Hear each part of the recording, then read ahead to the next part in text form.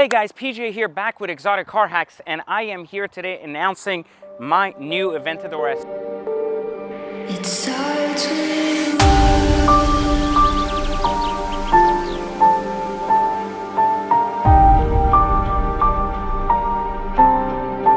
all I know.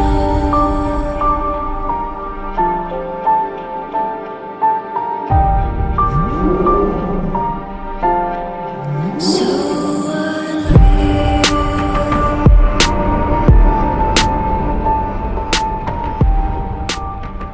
You have seen me time and time again in all these videos talk about new cars coming, and 2020 is fire right now, right?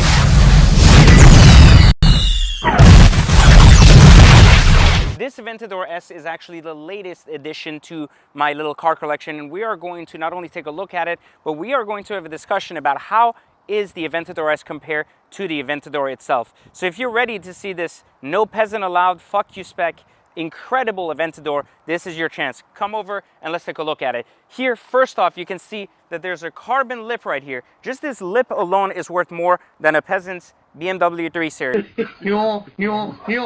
This is something you just need to understand about these cars, is that if you're going to be spending money, you're going to be spending it correctly. So this is a 2017 Aventador S in balloon white, which is the pearl white finish. You can clearly see it here. It is very far from stock. It is a 505K sticker, which means that it has every single option, everything from the full carbon engine bay to the full carbon interior to the cross quilt on the seats, on the roof, and so on and so forth. It has everything possible and a $20,000 paint option. So how can Aventador be even better than this? Well, of course, I would never settle for a stock Aventador, because only poor people who can't afford them leave them stock. Or ultimately end up getting the options that don't exist. But those of us that know cars know how cars should be spec'd. And so on the surface here, what we have is a 1016 Industry full body kit, which includes a front lip in carbon, the side skirts here that follow in carbon, and of course, follow me over here, a beautiful carbon OEM style diffuser, which looks absolutely spectacular. In the engine bay here, you'll see red suspension that was painted red to match the little red accents in the car by Novitec. And in addition to that, you will also see these unbelievable wheels that took literally 8 weeks to make by our friends at Wheels Boutique. They are Anarchy AN20s in an incredible 21-22 setup. This is a 335 rear tire on there, and it's just absolutely striking because it's really in the details. You have the polished face, you have the brush face with the polished windows, polished barrels, and it looks absolutely striking when all put together. And I mean, you can see everything down to the details on this car, to the incredible red accents everywhere, to the red piping, to the carbon. It's just an incredible car all around. Now that we've talked about it, let's talk about, is the Aventador S really better than the Aventador? Now you saw that I had that gray Aventador.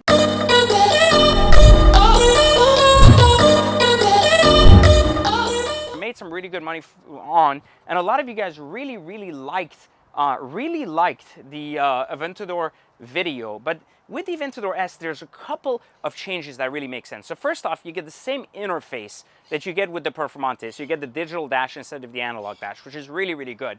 But the biggest difference is the all-wheel steering, which means that this car actually drives very similar to a Performante. It's extremely agile despite being so big, which is really cool because it gives the driver a lot more confidence. And this is something that I think you really don't realize in the S if you test drive it, but you realize that after you drive it for like a couple of days, you really start realizing you're more confident taking turns faster, you're more confident in weaving in and out of traffic, things that I really was afraid to do with the other Aventador because it was a giant piece of shit when it came to like the driving itself, right? It was beautiful. The Aventador are some of the best looking cars under $1 million, but in terms of actual driving, they drive like complete shit, like the old Murcielagos.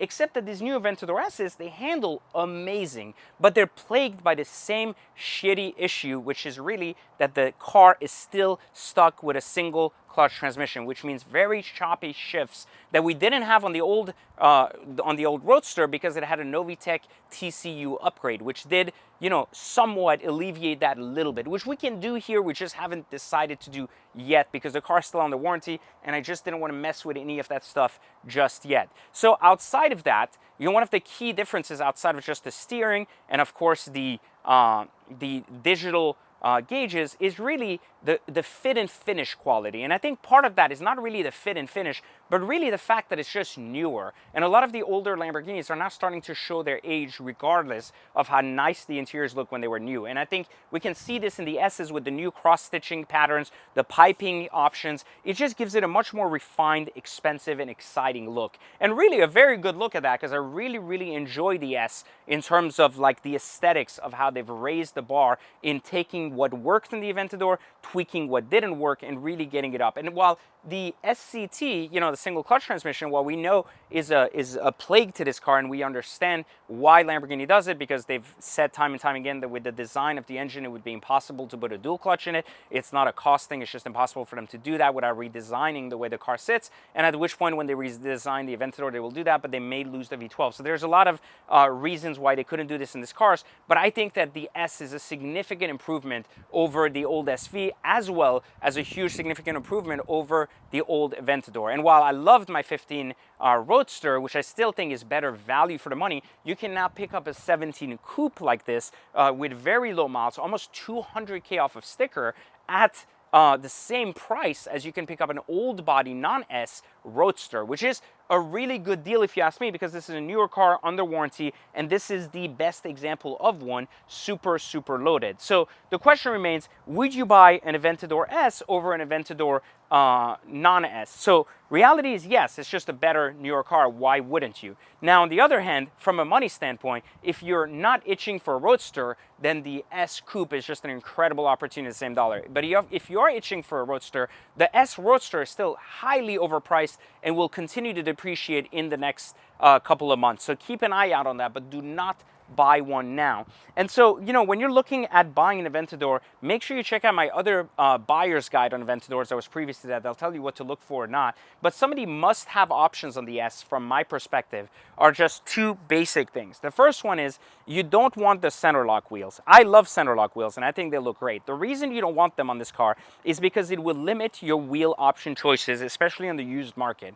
If you're following everything I teach at Exotic Car Hacks, you realize how you can buy extremely expensive wheels for a fraction of cost using my strategies, and part of that is to have more available inventory. And so, lugs are going to do better for that. The other thing you really want to be doing in this car, and I can't stress that enough, you really want to have the carbon fiber interior. It makes a big difference in the driving experience all around. And so I cannot recommend that enough. You have to kind of have that. And then the other thing that I personally have always done in these cars, but a lot of people will argue isn't as exciting, is the engine bays. With the engine bays, you get all of that carbon and the cross brace and carbon. And more importantly, this is the part that I don't know why people do this, like why they would even consider this. They get this glass piece right here without the glass. They get it with the plastic or the carbon. And so you start questioning yourself, why would you have such a beautiful work of art under there and you would cheap out $8,000, which is technically like 80 jobs in South Florida? Like, why would you compromise that, right, for this? Like you can't, it's impossible. So don't be cheap, and definitely get the glass engine bonnet, because without that, I think it's completely not worth it. It just kills the car all around. But these cars aren't without glitches. There's a few big glitches on the S's that people aren't talking about. The first one is that the infotainment system inside the car tends to have its own life, and all of a sudden decides to shut the fuck up.